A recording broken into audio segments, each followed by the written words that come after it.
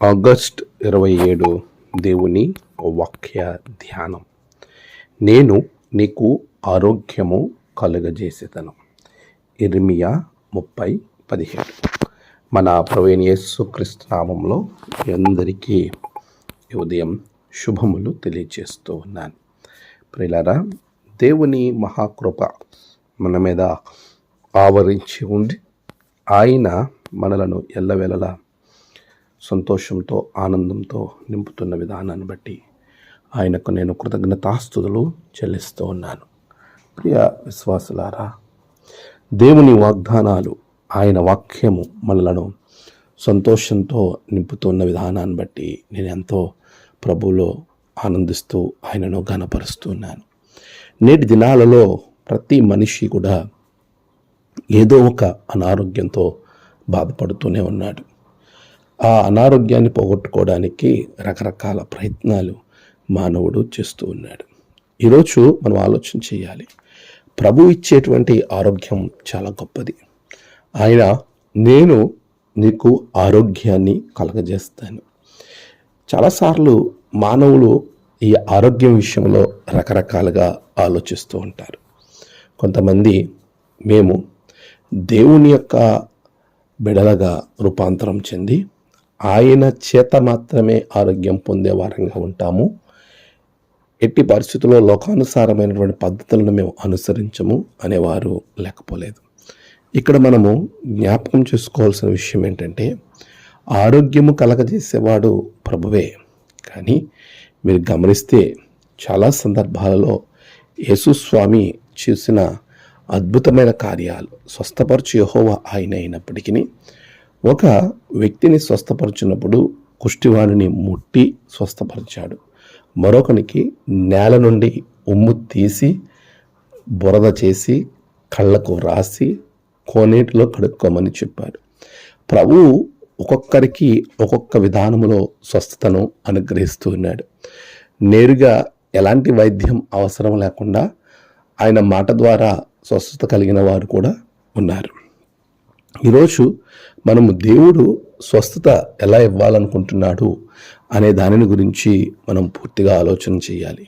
ఆనాటి ప్రజలు, ఇశ్రాయేల్ ప్రజలు ఇర్మియా కాలంలో 650 క్రీస్తు పూర్వం ఆ సంవత్సర కాలంలో వారు యెరూషలేము, ఇశ్రాయేల్ ప్రజలు వారి యొక్క జీవితంలో దేవుని కాకుండా, విశేషంగా గమనించాల్సిన విషయం, దేవుణ్ణి కాకుండా పరలోక దేవతను వారు ఆరాధించేవారు.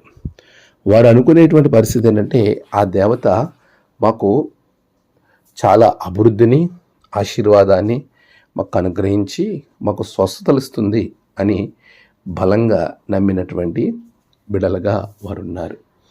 అలాంటి పరిస్థితుల్లో ప్రభు అంటున్నాడు, మీరు లోక సంబంధమైన వాటి వైపు కాక నా వైపుకు తిరగండి, నేను మీకు ఆరోగ్యం ఇస్తాను. వారు వచ్చుచూ ఉండగా నేను వారికి ఆరోగ్యం ఇచ్చేదను అని ప్రభు జ్ఞాపకం చేశాడు. ఈరోజు దేవుని యొక్క సన్నిధిలో మనము ఆరోగ్యాన్ని గురించి ఆలోచన చేస్తూ ఉన్నప్పుడు లోక సంబంధమైనటువంటి దేవతల మీద, లోక సంబంధమైనటువంటి విషయాల వలన, లోకానుసారమైన, ఫర్ ఎగ్జాంపుల్ మనం బాగా అర్థం అవడానికి, ఎవరికైనా పాము కాటేసినప్పుడు వారు మంత్రం వేయించుకుంటారు, లేదా తాయిత్తు కట్టుకుంటారు, ఇంకా రకరకాల పరిస్థితులు ఉంటాయి.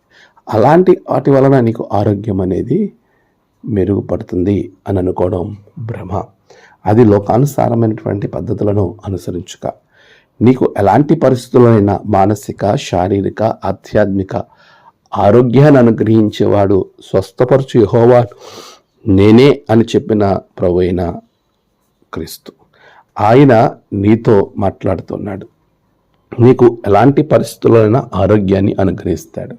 నీవు ఆయన మీద ఆనుకుని ఆయన వైపు చూస్తూ, దేవా నీవు నాకు ఆరోగ్యం దయచేయి అని మనము అడగగలిగినప్పుడు దేవుడు ఖచ్చితంగా తన యొక్క పద్ధతిలో, తన కాలంలో నీకు స్వస్థతను అనుగ్రహిస్తాడు. అటు కృప ప్రభు మీకు అనుగ్రహించి నడిపించును గాక. ఆమేన్. ప్రార్థన. సర్వోన్నతుడా, గొప్ప దేవా, తండ్రి, గడిచిన కాలం అంతా మీరు తోడుగా ఉన్నారు. ఈ నూతన దినం నీ బిడ్డల జీవితంలో గొప్ప కార్యాలు మీరు జరిగించండి. స్వస్థతలో బిడ్డలకు అనుగ్రహించండి. నేడు జన్మదినము, వాహదినము, ఆయా విశేష దినములు జరుపుకున్న బిడ్డలను బహుగా దీవించండి. ప్రభువా, తమ ప్రియులు కోల్పోయిన వారికి నెమ్మది, ఆదరణ అనుగ్రహించి దినదీవులతో నింపమని క్రీస్తు పేరట అడిగి వేడుకొంచున్నాం తండ్రి. ఆమేన్. తండ్రి, కుమార, పరిశుద్ధాత్మ త్రియేక దేవుని దీవెన మీకు తోడుగా ఉండి నడిపించును గాక. ఆమేన్.